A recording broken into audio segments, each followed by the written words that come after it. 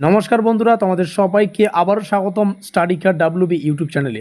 আজকের এই ভিডিওতে আমরা আলোচনা করব কোচবিহার পঞ্চানন বর্মা ইউনিভার্সিটির একটি অতি গুরুত্বপূর্ণ অফিসিয়াল নোটিফিকেশন নিয়ে। বিশ্ববিদ্যালয় কিন্তু ইতিমধ্যেই আমাদের প্রথম, তৃতীয় এবং পঞ্চম সেমিস্টারের রেজাল্ট রিভিউ সংক্রান্ত যে নোটিশ সেটা কিন্তু প্রকাশ করে দিয়েছে।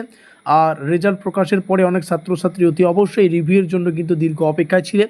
অবশেষে বিশ্ববিদ্যালয় সেই সংক্রান্ত অফিসিয়াল নোটিশ কিন্তু প্রকাশ করলো। তাই যদি তোমরা রেজাল্ট নিয়ে সন্তুষ্ট না হও অথবা মনে করো তোমার প্রাপ্ত নম্বর আরও বেশি হওয়া উচিত ছিল, তাহলে ভিডিওটা অতি অবশ্যই তোমাদের শেষ পর্যন্ত দেখতে হবে।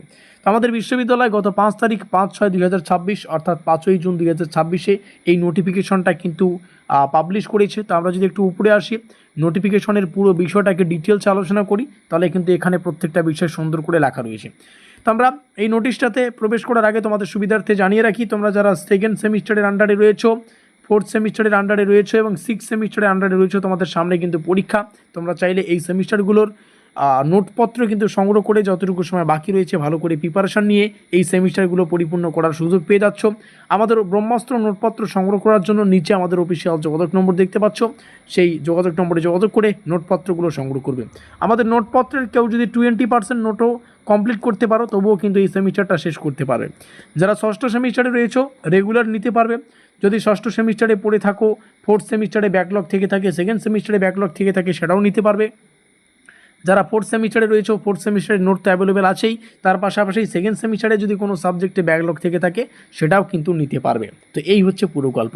তো বিশ্ববিদ্যালয় 5ই জুন 2026 তারিখের অফিসিয়াল নোটিফিকেশন অনুযায়ী আমরা এখানে দেখতে পাচ্ছি, জাস্ট আ মিনিট, এখানে যে বিষয়টা সুন্দর করে উপস্থাপন করা হয়েছে যে 4 বছরের আন্ডার গ্র্যাজুয়েশন কোর্সের ইউজি আন্ডার গ্র্যাজুয়েশন কোর্সের এনসিসিএফ ফার্স্ট সেমিস্টার, থার্ড সেমিস্টার এবং ফিফথ সেমিস্টার রেগুলার হোক কিংবা ব্যাকলগ, ঠিক আছে, ফিফথ সেমিস্টার এক্সামিনেশন 2025, সেই সঙ্গে ফিফথ সেমিস্টারের যে 2025-এর রেগুলার এগুলো কিন্তু এই যে পুরো তথ্যটা কিন্তু সুন্দর করে লেখা রয়েছে। তোমরা চাইলে কিন্তু এখন তোমাদের রেজাল্টটাকে পোস্ট পাবলিকেশন রিঅ্যাসেসমেন্ট অর্থাৎ পিপিআর এখানে সুন্দর করে লেখা আছে এবং পিপিএস দুটোর মাধ্যমে মানে পোস্ট পাবলিকেশন স্ক্রুটিনি এর অনলাইন অ্যাপ্লিকেশন তোমরা কিন্তু করতে পারবে। আর এটা অলরেডি শুরু হয়ে গিয়েছে।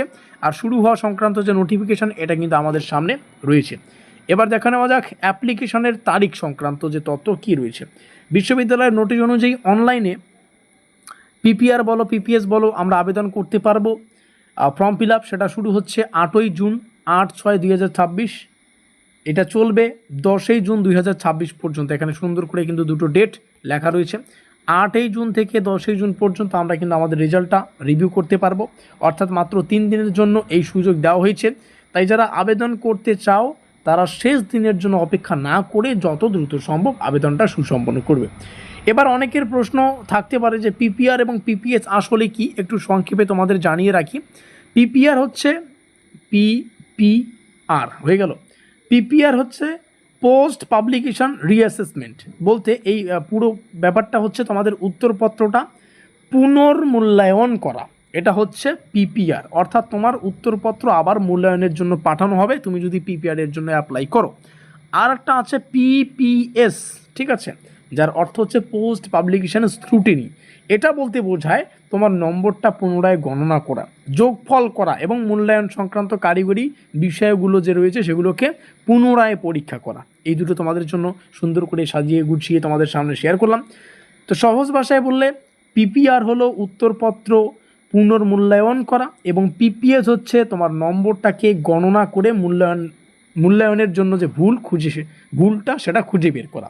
এবার আসি ফি স্ট্রাকচারে, কত টাকা কী দিতে হচ্ছে, কোথায় গেল রে, এখানেই তো থাকার কথা।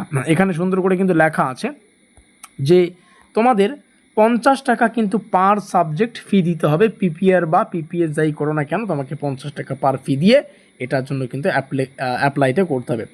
আর তোমরা যে কোনো অনলাইন দোকান থেকে করে নেবে। নিচের যে নোট সংক্রান্ত প্রসেসটা দেখতে পাচ্ছ এখানে মোটামুটি 4-5টা তথ্য রয়েছে, সেটা অনলাইন দোকানের জন্য মানে লেখা রয়েছে। তাও আমি একটু বলে রাখি, তোমাদের অনলাইন মোডে করতে হবে। ক্রেডিট কার্ড, ডেবিট কার্ড কিংবা নেট ব্যাঙ্কিংয়ের থ্রু তোমরা পেমেন্ট করতে পারবে।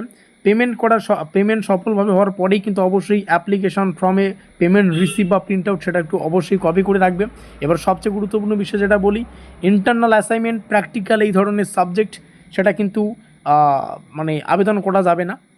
অবশ্যই থিওরিটিক্যাল পেপারেই তুমি আবেদন করতে পারবে, যে সমস্ত পেপারে ওএমআর শিটে পরীক্ষা হয় সেগুলো কিন্তু তোমরা পারবে না। এই হচ্ছে পুরো গল্প। তবে অবশ্যই প্রত্যেকটা তথ্য যেগুলোকে তোমাদের জানা উচিত প্রত্যেকটা তোমাদের সামনে আলোচনা করলাম। ডেট 8 তারিখ থেকে শুরু হচ্ছে, 10 তারিখ লাস্ট ডেট, এই তারিখের মধ্যেই করতে হবে। তো অবশ্যই ভিডিওটিকে শেয়ার করে দিও। ভিডিওটিকে শেষ পর্যন্ত দেখার জন্য অসংখ্য ধন্যবাদ।